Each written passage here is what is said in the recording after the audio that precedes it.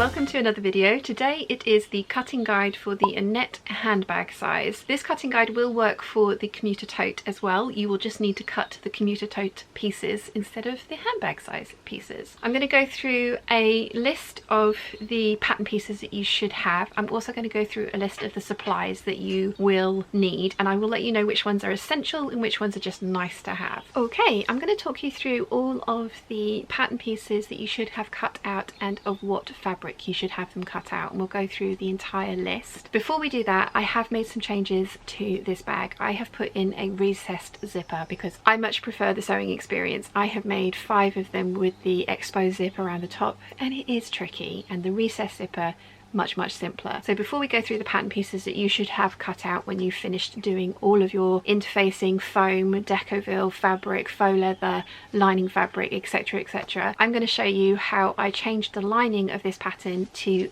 accommodate the recessed zipper. I have made 5 of these bags now, and the most painful part of all of them is installing the top zipper and getting that to go in neatly, putting in the lining neatly, turning it through and top stitching it down neatly, and I have the shoulder ache to confirm that it is a bit of a pain in the proverbial. So I've decided to put in a recessed zipper, which means that we need to take our main panel piece, and I'm going to do this with the Satchel handbag size, but the exact same procedure will work with the commuter tote as well. So I have the main panel, and I'm going to do another tracing of it, and we want to trace it exactly as is, making sure my head is not in the way.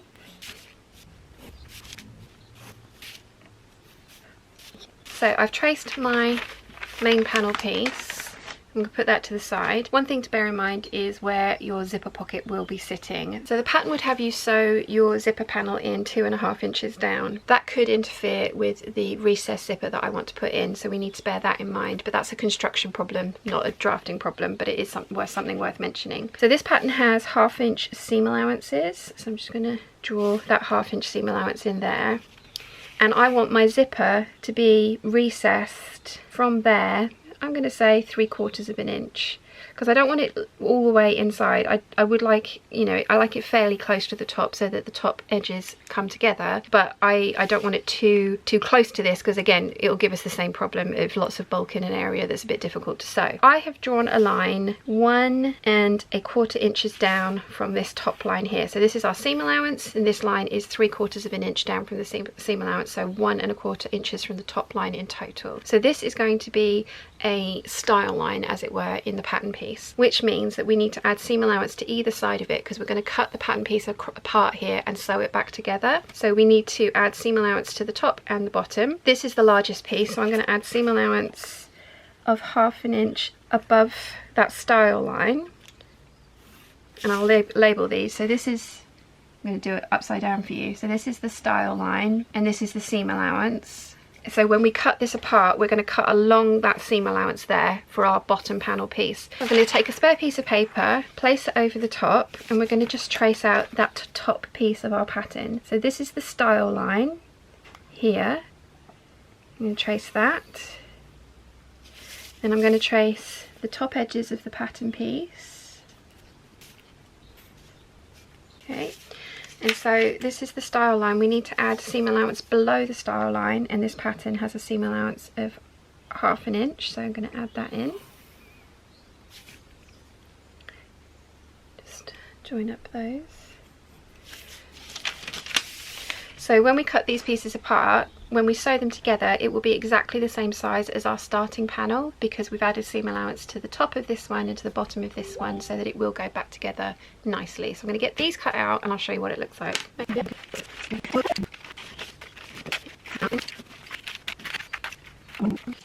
So we have our 2 new pattern pieces, and if I take the original, if we lay the bottom piece over and then we lay the top piece over, and our style lines are the ones that match up, that's where you're going to sew it. It's exactly the same size as the original pattern piece, and this is our stitching line here.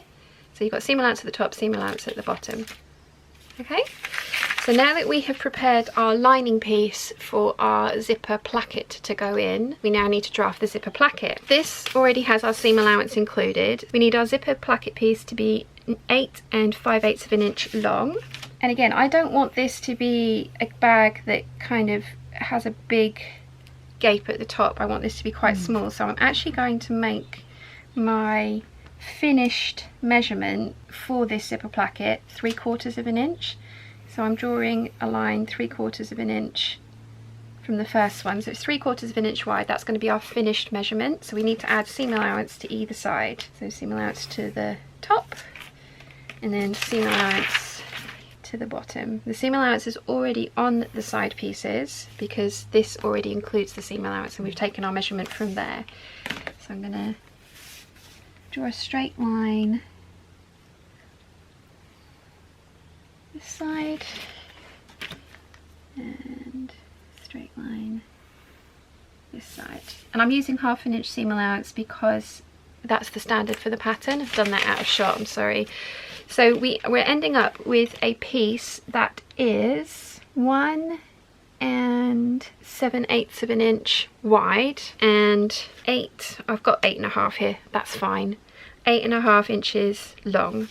Okay, so this is our, I'm calling it a zipper placket. I have no idea if that's the right terminology. Calling it a zipper placket, we need to cut 4 fabric and 4 interfacing, and we're going to, this is the top lining, we need to cut 2 fabric and interfacing, and this is our bottom lining and we need to cut 2 fabric and interfacing. So this piece that we've just drafted is going to get sandwiched in between these 2 style lines, and our zip's going to be in here, and that's what's going to allow us to close our zip without having to worry about inserting it into that top edge. So I'm going to get this cut out and then I'll show you the fabric and interfacing that you should have cut out. One of my favourite parts of bag making is all the pretty bling that you get to put on it. So for the Annette handbag you will need an 8-inch zip or a 20cm zip. I do like to use a metal one that matches the hardware that I'm using on the exterior of the bag. You don't have to for this one. This can be a regular number 5 plastic zip that matches your lining. You're also going to need a 16-inch zip or 40cm zip. This will be seen, this is the main closure of your bag, so I do like to have one that is metal and that matches the hardware that I'm using on the outside, and these are both closed end zips. You're also going to want some rivets. I like the Emmeline bags medium rivets. They work for pretty much everything. Medium actually refers to the length of the shank on the rivet. You can get longer ones. They are sometimes handy, especially if you're using lots of thick materials, but the medium ones pretty much work for everything, and these are 8mm. You're going to need 6 purse feet. I like these domed purse feet. 2 1-inch swivel clasps, 2 3/4 inch D-rings, 1 1-inch strap slider. You're going to need 6, and I haven't got them all pictured here because I'm waiting for the last 2 to arrive in the post, but 6 1-inch strap ends. These aren't essential and we can make the strap ends look good without these, but I just really love how they look because we like the bling. And finally, I am going to be using these long john connectors. I am using these instead of the semicircular strap connector that the pattern comes with. That is really lovely, but again I really like the bling on the bags and these are gorgeous. Okay, so here is our giant pile of pattern pieces, and believe it or not, this will turn into a handbag, and a really gorgeous handbag at that. First up we have the zipper tab. This is different to the pattern. This one I have stolen from a lavender and twine pattern, and it's an awesome way of finishing off your zipper. It's 3 inches by 1 3/4 inches, and you want one of those out of your contrast fabric. I'm using vinyl, so we've got one here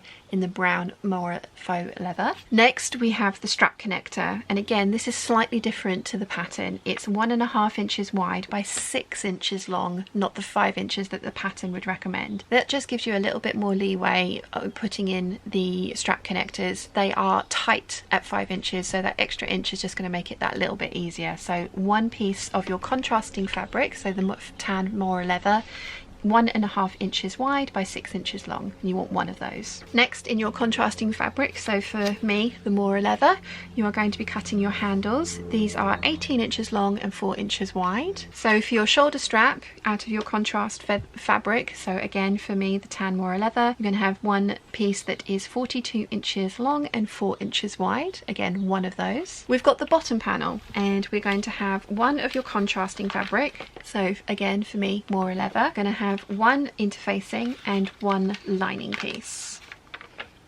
We have our side panels, and we're going to have 2 of your contrasting fabric, 2 lining and 2 interfacing. If you are using fabric for your contrast rather than faux leather, you will want to cut out interfacing for those as well, so you should have 4 interfacing pieces, but we are using a faux leather so we don't need to interface it. So just 2 interfacing pieces, 2 contrasting faux leather pieces and 2 lining pieces. The side pockets, 2 of your contrasting fabric, faux leather for us, 2 of your lining fabric, which is slightly different to the other lining fabric we're going to be using because this will be visible slightly on the outside of the bag, so you do want to bear that in mind. You will be able to see little peaks of this fabric. Got 2 interfacing pieces there as well, and an extra pin. Fun times. Your main panel, you can have, this is where you can have fun with print. For example, this one, Mum has fussy cut out these medallion shapes and she's already interfaced these, so you're going to need 2 of your main panel and 2 interfacing pieces. The last 2 bags that I've made have been faux leather all over, which is totally doable if you have a robust machine. You want to cut 2 of your exterior and 2 interfacing pieces. We are not going to use this piece for lining like the pattern would suggest. I've changed the lining up a little bit. You've just watched me redraft the lining for the recessed zipper, so you're only going to be cutting 2 of your exterior and 2 interfacing. So here is the piece that I've just redrafted. This is the bottom lining. We're going to cut 2 of the fabric and 2 of the interfacing. So 2 interfacing, 2 fabric pieces. This is our top lining. We've got 2 of our fabric pieces and 2 interfacing. These are our zipper panels or plackets. You're going to cut 4 of your fabric and 4 of your interfacing. You can choose to do this in your outer fabric to match if you would like to. You can choose to do this in your lining fabric to match your lining. This is not going to be super visible, but you can have a little bit of fun with these if you would like to. We're on to the internal pockets. So when I was making my first small handbag, the first thing Mum said was that she wanted more pockets on the inside, so I have drafted this pocket piece. It is 9 inches across the bottom. I found the center point and I have marked up 5 inches from there, and then it's 13 inches across the top, and I have just joined those points together at the side, so it's a trapezoid shape. I think I have that shape right. You want to cut 2 of your lining fabric and 2 of interfacing for this. Zipper facing, this is an additional piece to the pattern as well. This is 11 inches wide by 3 inches tall, and you want 1 of those, and you don't need to interface this. Your pocket panels, these are 9 inches by 7 inches. You need 2 of your lining and 2 of your interfacing. And for our technical fabrics, the Decoville is the bottom support, and that's going to be 11 inches long by 4.5 inches tall, and you need 1 of those. And from your foam, you will need 2 of your side panel foam pieces, and they are separate pieces to the pattern pieces. They are a different shape. They're slightly shorter, and that is for a very good reason. So make sure you're cutting your 2 foam panels from your side panel foam pattern piece. And then finally we have our main panel foam, and again these are different to the outer panel pieces. There's little notches in the top here, and it is slightly shorter than the outer panel, so make sure that you're cutting your 2 foam panel pieces out of the main panel foam pattern piece. And that's it. So we've gone through all of the pattern pieces that you should have cut out to make the bag the way that we are, and now I'm going to go on to the tools and different bits and pieces that I used when I was making this bag. I wrote them down in the order that I used them. Hopefully this will give you an indication of all of the tools that you will need to make this bag. Some of these are essential to your bag making, and some of them are just nice to have and make certain jobs easier. So to start with, they're all around me here. Start with marking tool of choice.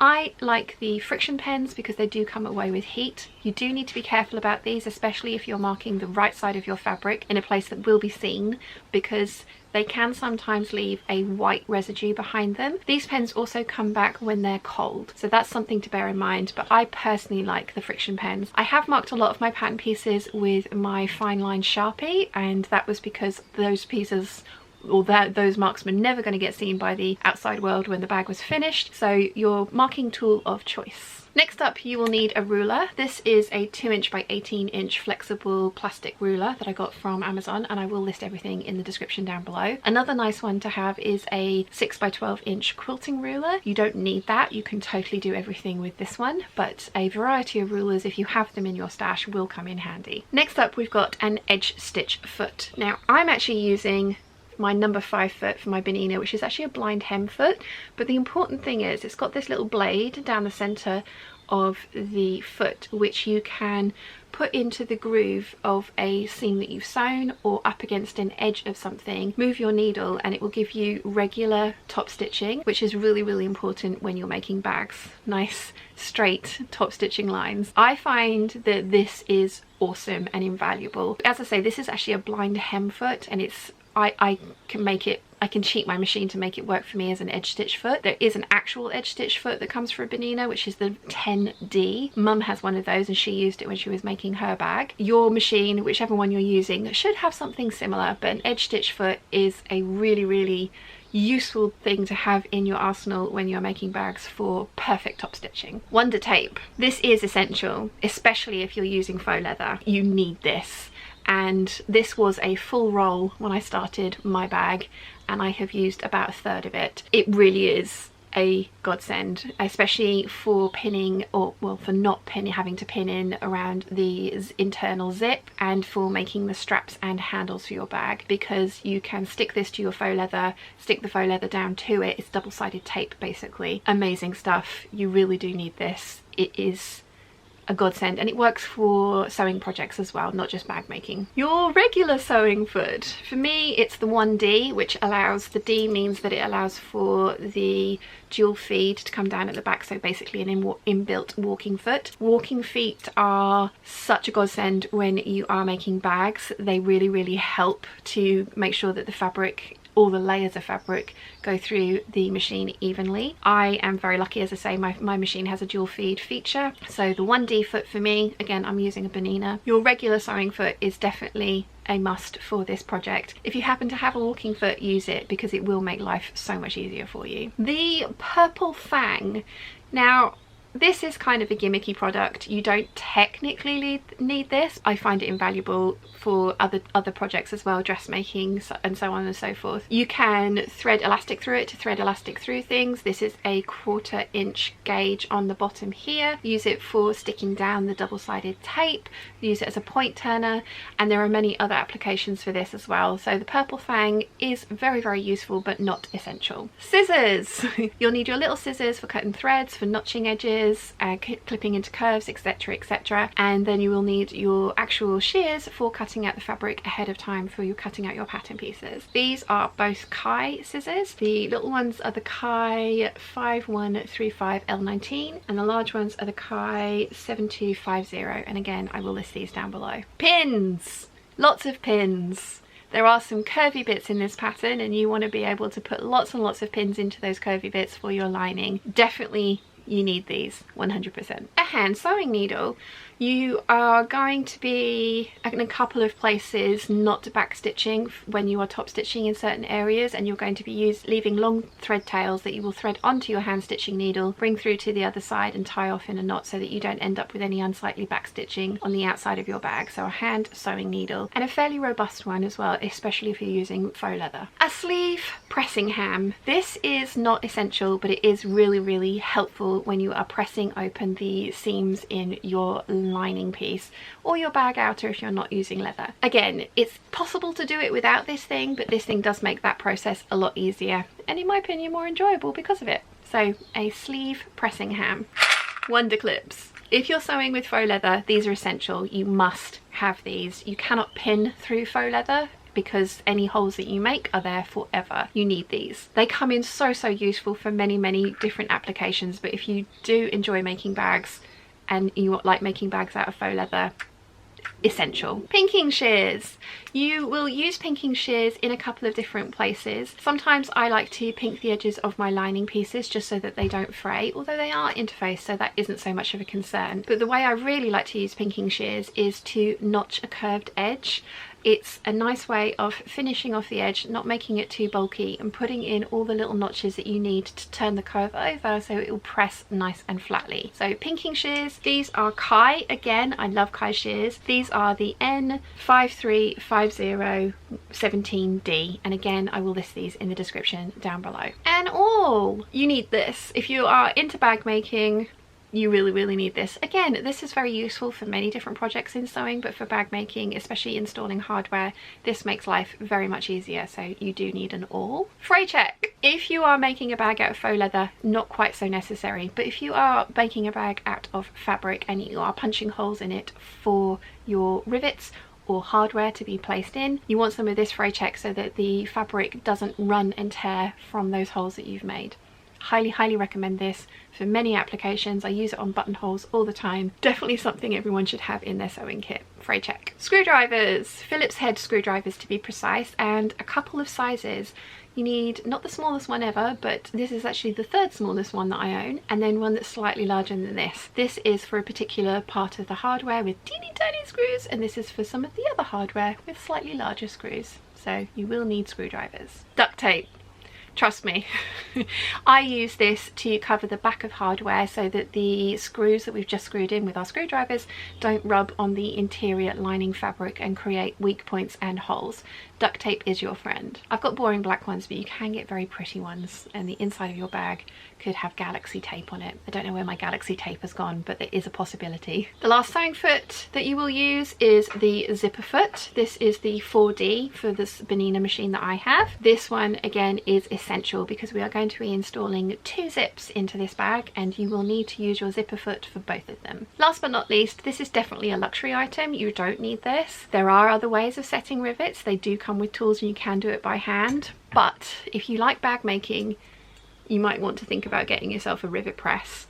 I love this thing. It does have lots of applications. I also have the die sets to put in press studs and eyelets. I've got eyelets on this dress in fact, and I use this press to put those in. You do need to buy the different die sets for each type of application. So for this bag we're going to be using double cap rivets, so you will need the double cap rivet set, press set, and also cutting tool. It is a luxury, you don't need this, but oh my gosh, I love it. You will obviously also need your fabric interfacing hardware, a sewing needle appropriate to the type of fabric you're using, and matching thread to actually finish this bag. But these are the tools that I used, and I wrote them down the moment I used them in the sewing process, and I'm really happy with my finished bag, and it was really nice to have all these different tools to use for the different applications. As ever, if you have any questions, please let me know in the comment section down below and I'll do my best to answer them for you. I hope you've enjoyed this video. If you have, please give it a thumbs up. If you haven't yet, please subscribe, and I'll see you again very soon.